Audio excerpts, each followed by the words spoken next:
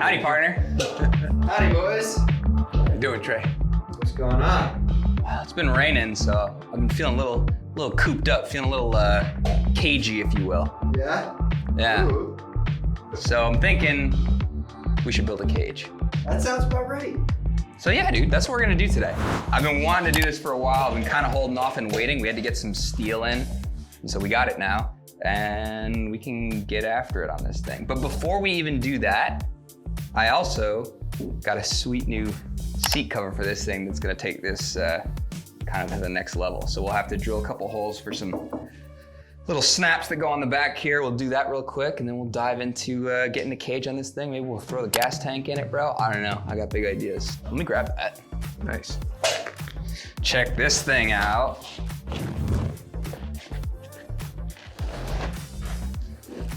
So, it's gonna take some working in, That's sweet though. but it's pretty freaking sweet. I like that a lot. It's got these little wings over here on the side with the female end of a like button snap. And then you gotta buy separately these little the male ends, and they've got a screw built into them. So all I gotta do is kind of get this stretched into where I want it. Nice. Drill a hole. We'll get our 4-point harnesses through the sides here and through the back. So yeah, dude. Let me give it the butt test.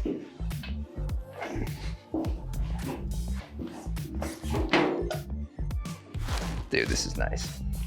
It's already not an uncomfortable seat, but with this little extra bit of padding in there, Yeah. it feels really good. And it's gonna keep us from sliding as much because the seat material is kind of slippery. But I'm gonna grab me a Sharpie. There's a brown one over there. Yep.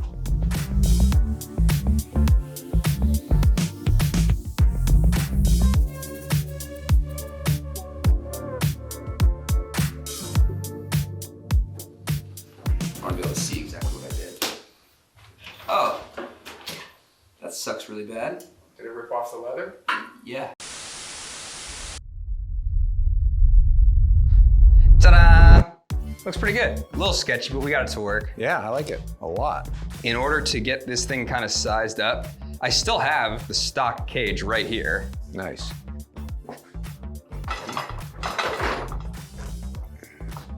So to get an idea, Yep. I think we should just kind of put her back in place. Start thinking. So can you hold the rear end up for me while I kind of clamp this where I think I want it?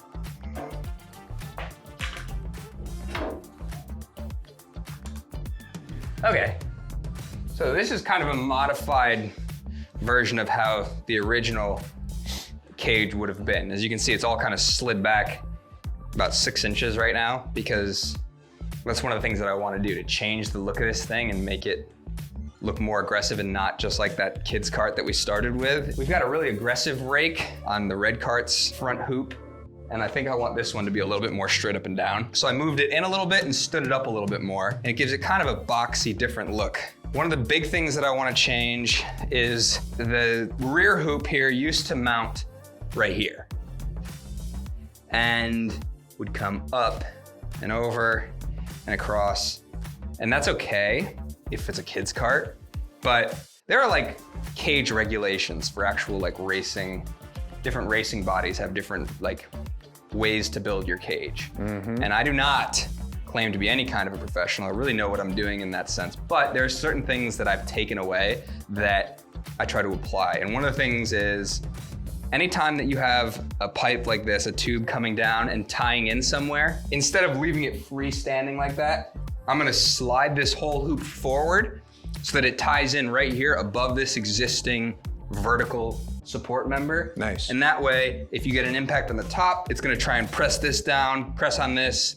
There's no compression under there. It would have to bend a lot more, and it's all gonna be a lot stronger. I wanna also do another support that'll come from here down like this along the side, which you'll kind of have to like shimmy past to get in, but you know, race car things. This bar is gonna get moved forward. We're gonna end up bending new supports for back here that'll come up probably to about here to clear the engine, and then go up, Nice. and then bend again to give us plenty of support by our head.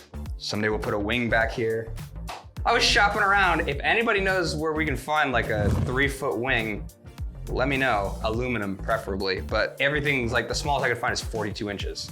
That's for cars, you know? Right. I'll run a SolidWorks simulation at some point when we do buy our wing, and I'll show people like, look, if we did 125, we'd get 2 pounds of downforce. You can't tell me we shouldn't have this wing. So that's the game plan for today. And the first thing that we need to do is, now that I got this mocked up, we gotta find a helmet and you gotta jump in there. You're gonna be my To test the height? Yeah, you're my test dummy. Yeah. Mannequin. You want me to do that, get a helmet now? Yeah. Okay. Cool. Go ahead and get in, Big Bob. All right, let's do it.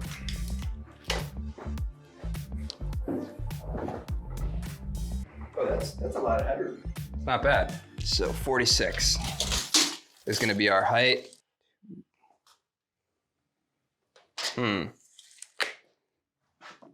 Trey, is it possible that you can put the camera down for a second and help me with something? Yeah.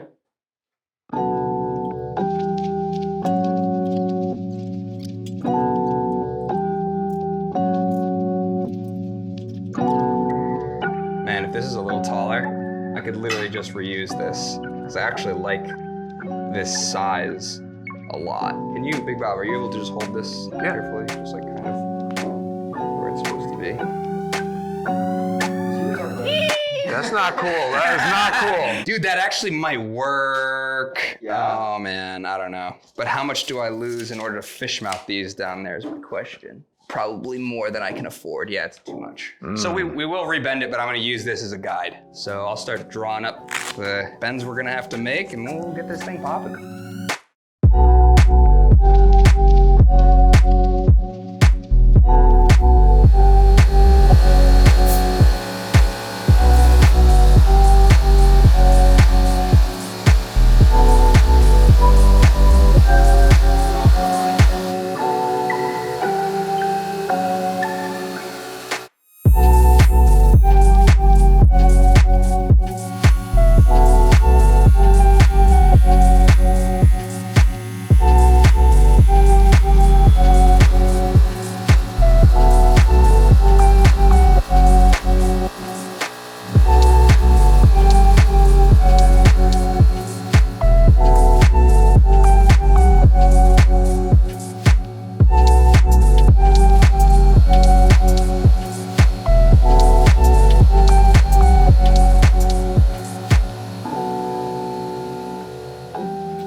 Okay, we're finally getting somewhere.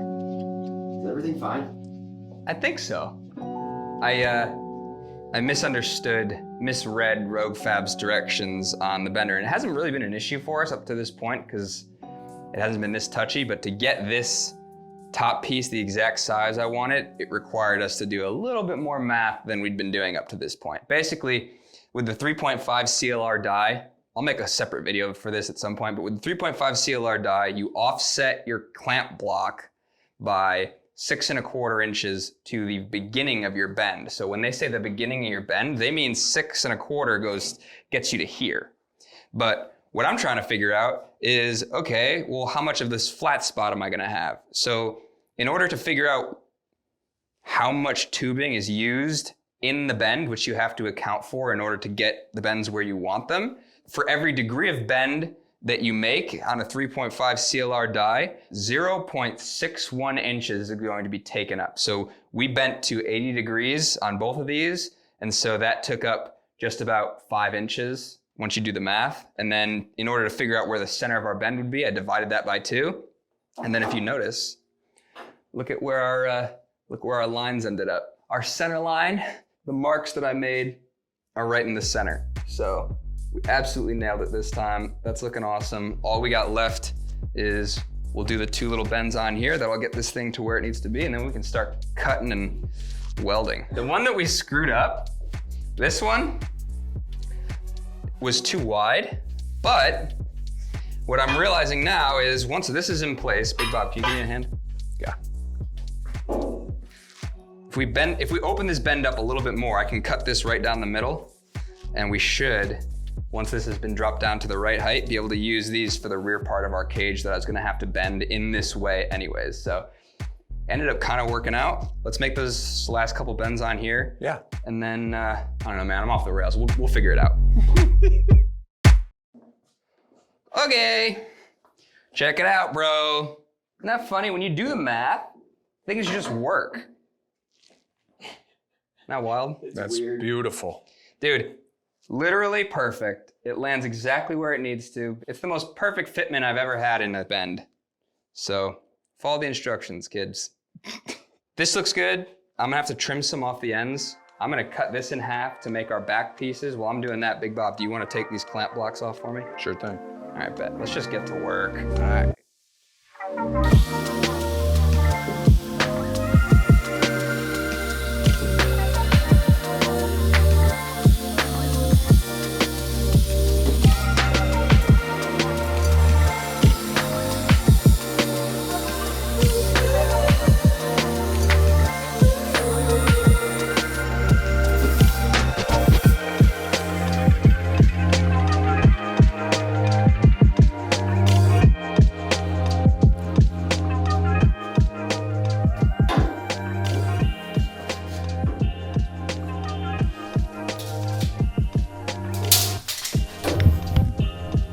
Okay, we're good.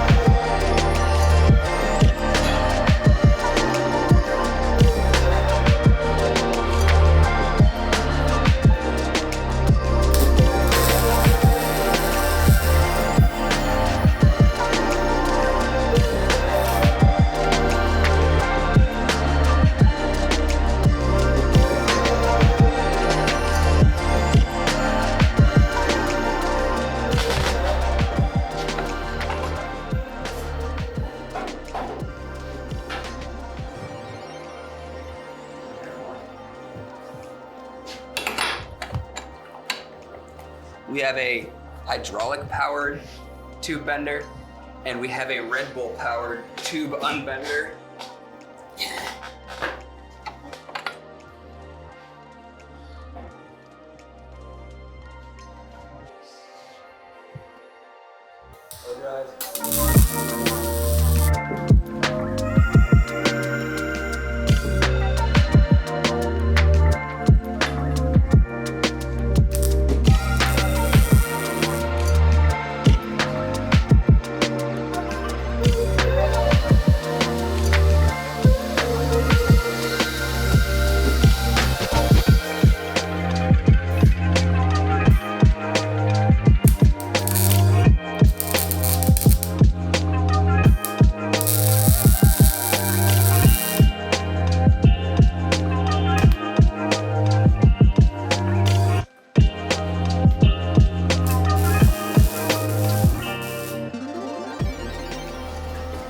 Wow, we got a front hoop. Yes, sir.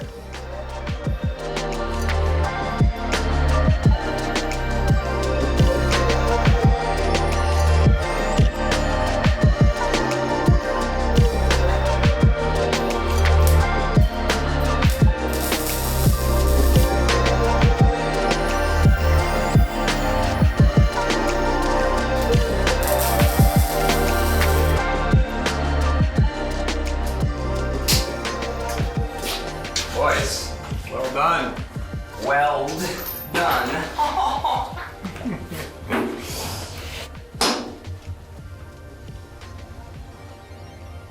Yeah. Heck yeah, bro. I feel pretty safe.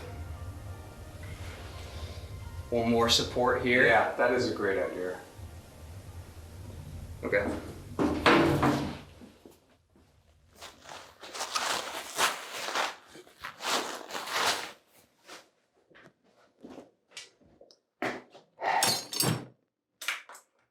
Forget about that. It's time. Dude, this thing's light. That was my original tank. I know, right? So, boom, right in here. I think that's pretty cool. Yeah, nice. All we gotta do is slide these on, then I'm literally gonna tack weld it just right into place. And then when we get the frame powder coated, these will get powder coated too. Nice. 20 and a quarter. 20. Give me 20 and a quarter on the other side. We'll tack this thing in. And we might be able to wrap this episode.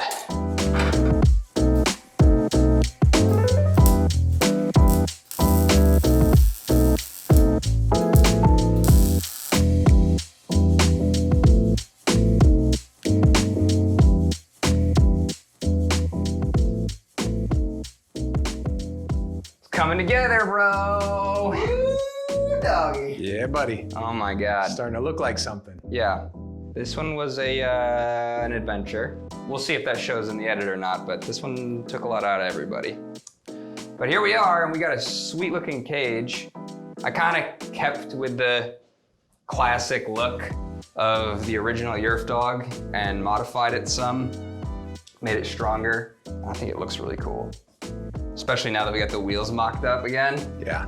That's a game changer. I may still do some more bracing in and around here.